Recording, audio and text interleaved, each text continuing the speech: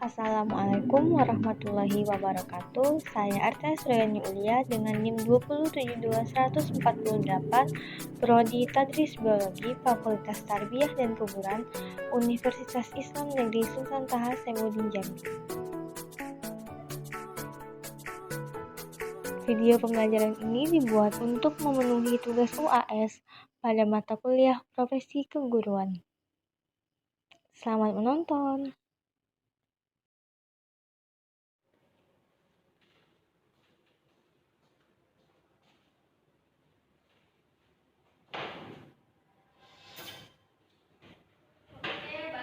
Assalamualaikum warahmatullahi wabarakatuh.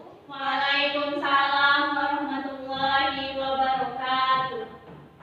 Ya, bertemu lagi dengan Ibu dalam pembelajaran hari ini. Baik, sebelum memulai pembelajaran, ada baiknya kita berdoa terlebih dahulu. Bapak silakan pimpin doanya. Baiklah, sebelum pembelajaran ada baiknya kita berdoa. Berdoa mulai.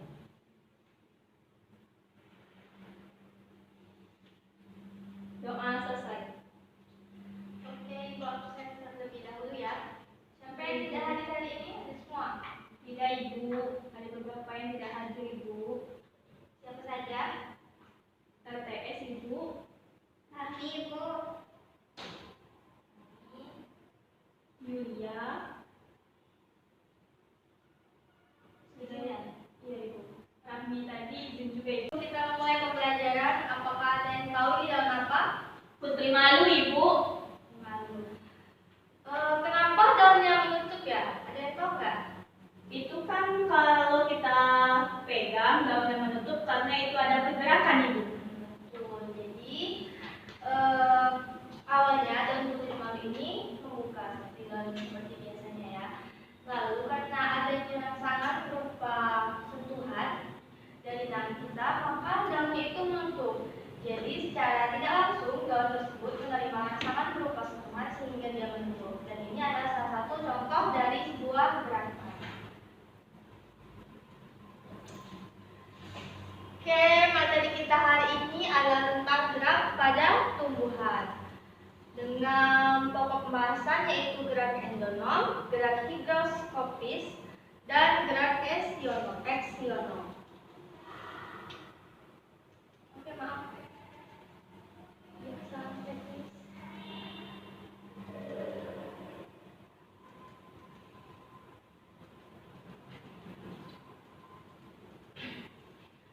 Berdasarkan asal datangnya rangsangan, gerak pada tumbuhan dibedakan menjadi 3, yaitu gerak endonom, gerak higroskopis, dan gerak eksionom. Pengertian awalnya, pertama, gerak endonom adalah gerak yang dilakukan oleh tumbuhan karena rangsangan yang berasal dari dalam tubuh tumbuhan itu sendiri. Jadi, gerak endonom ini asalnya itu dari tubuh tumbuhan itu sendiri. Lalu ada gerak higroskopis, adalah gerakan yang dilakukan oleh tumbuhan karena terjadinya perubahan kadar air di dalam sel secara tidak merata. Nah, gerak endonom, gerak higroskopis ini hampir sama ya, tapi contohnya saja berbeda. Lalu ada gerak eksionom, yaitu adalah gerakan yang dilakukan oleh tumbuhan karena adanya rangsangan dari luar tubuh tumbuhan, seperti contohnya lingkungan sekitar dari tumbuhan tersebut. Baik, pembahasan pertama yaitu ada gerak endonom. Struktur seperti tembok ini pada gambar terlihat ya. Nah, struktur seperti tembok ini adalah sel daun. Nah, di dalam sel daun ini terdapat cairan yang bisa kita sebut dengan sitoplasma.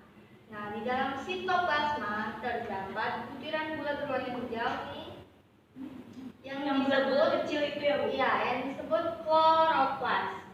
Jika kita mengamati kloroplas tersebut secara cermat, kita akan melihat kloroplas tersebut bergerak berkeliling atau rotasi di dalam sel.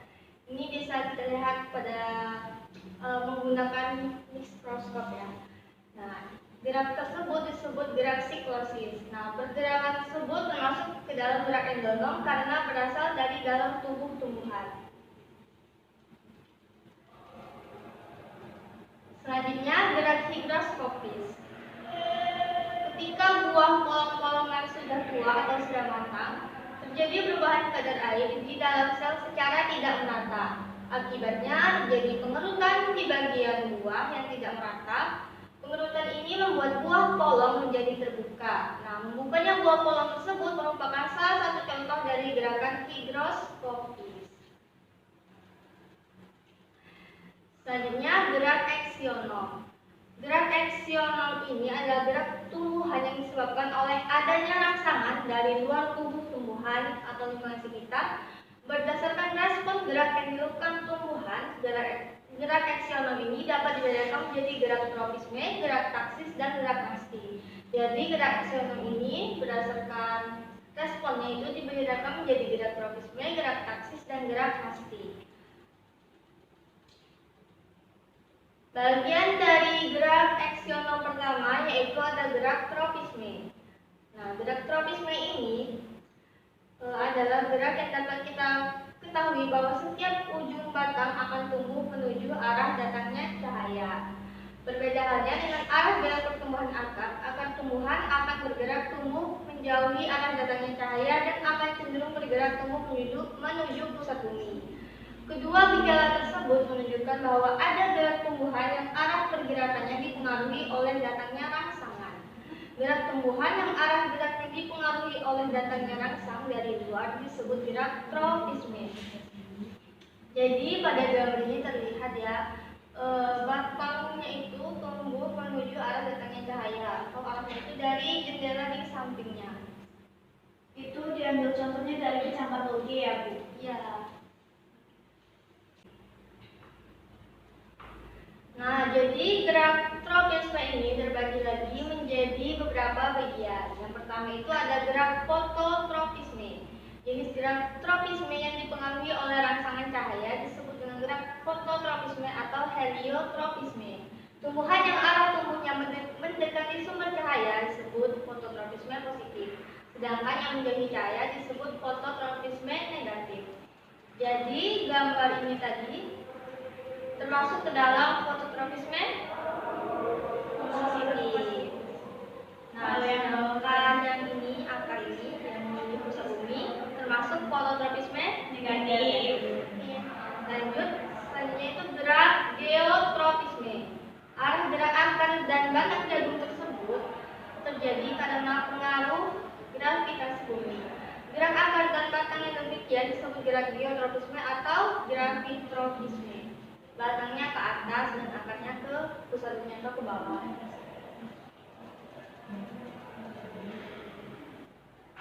Selanjutnya yaitu gerak hidrotropisme.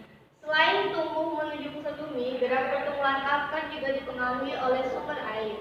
Pertumbuhan akar menuju sumber air disebut gerak hidrotropisme karena akarnya itu bergerak menuju sumber air. Lalu ada gerak tikmotropisme. Beberapa tumbuhan seperti mentimun, kacang panjang, labu, anggur, dan pisang memiliki organ tambahan yang disebut sulur. Ini ya gambarnya. Oh, berarti sulur itu kayak yang menjalar gitu ya, Bu? Ya, betul. Ada rangsangan yang mengarungi gerak sulur tersebut, yaitu sentuhan. Nah, gerak melilitnya sulur tumbuhan pada tempat rambatnya merupakan contoh gerak tikmotropisme. Ini contohnya itu sepertinya pada pohon labu ya. Ada tali yang menggantung, lalu batang dari labu tersebut melilit di tali yang sudah dipasangnya.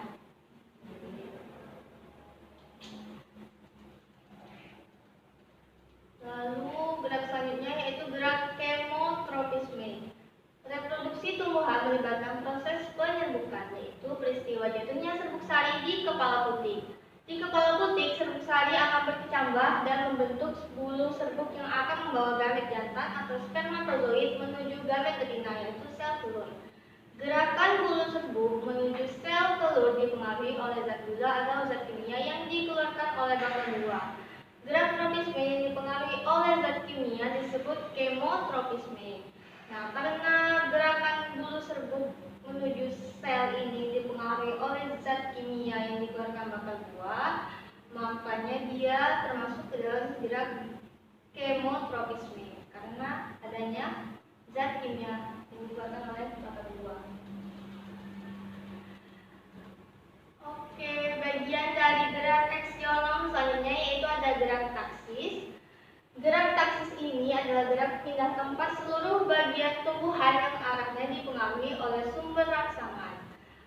Contohnya di sini ada Euglena viridis yang merupakan organisme yang dapat dikelompokkan ke dalam alga atau protista yang mirip dengan tumbuhan karena memiliki klorofil dan mampu melakukan fotosintesis. Dalam hidupnya, organisme tersebut membutuhkan cahaya. Oleh karena itu, Euglena viridis ini akan bergerak mendekati sumber cahaya.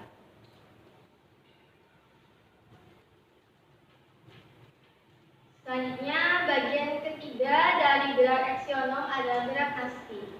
Gerakan yang dilakukan daun putri malu selalu tetap, yaitu menutup dengan arah yang sama. Artinya, gerakan yang dilakukan oleh tumbuhan tidak dipengaruhi oleh arah datangnya rangsang. Gerak tumbuhan yang demikian disebut dengan gerak nasti. Ini ya, contoh awal yang diberikan tadi termasuk dalam gerak Nasti. Nah, gerak nasti ini juga terbagi menjadi beberapa bagian. Yang pertama itu ada gerak seismonasti. Gerak pada daun putri malu akibat diberi getaran atau sentuhan disebut dengan gerak seismonasti.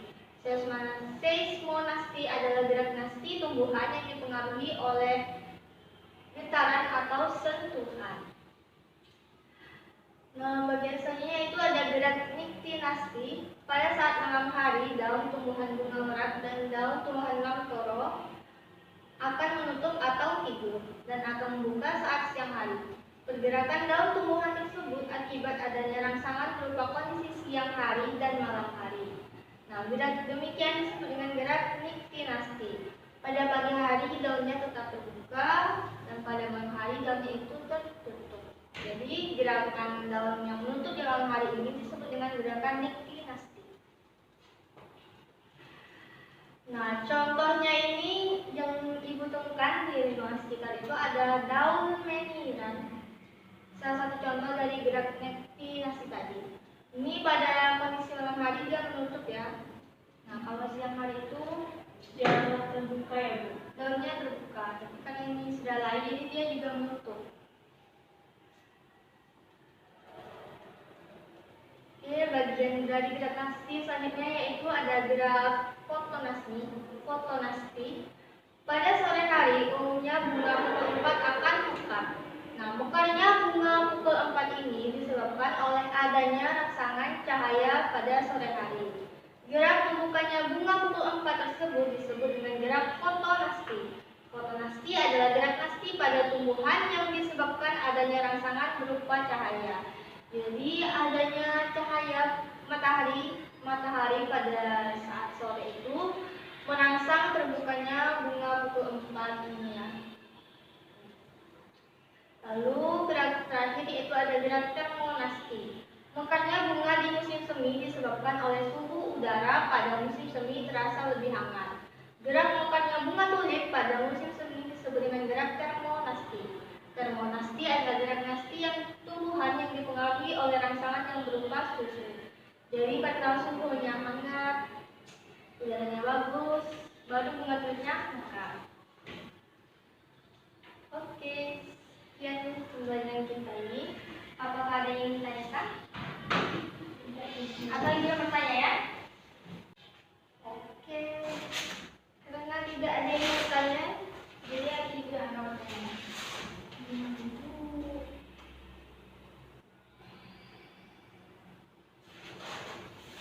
Coba satu orang tunjuk apa itu gerak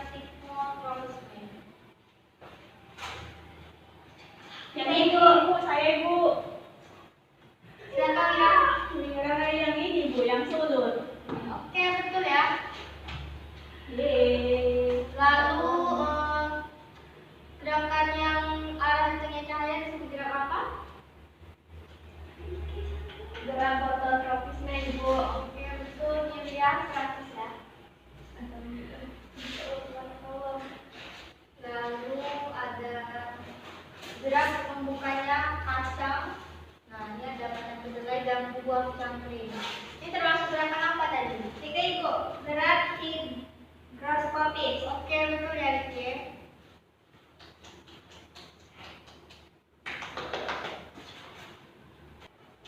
Oke, karena waktu kita terbatas, ada yang ingin menyimpulkan pembelajaran pada hari ini?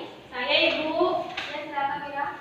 Menurut saya, dari hasil pembelajaran ini, saya dapat menyimpulkan yang dimana berdasarkan asal datangnya rangsangan, gerakan pada tumbuhan itu dibedakan menjadi tiga Ibu. Yang pertama yaitu gerakan endonom, yang kedua yaitu gerakan higroskopis, dan yang ketiga itu gerakan esionom.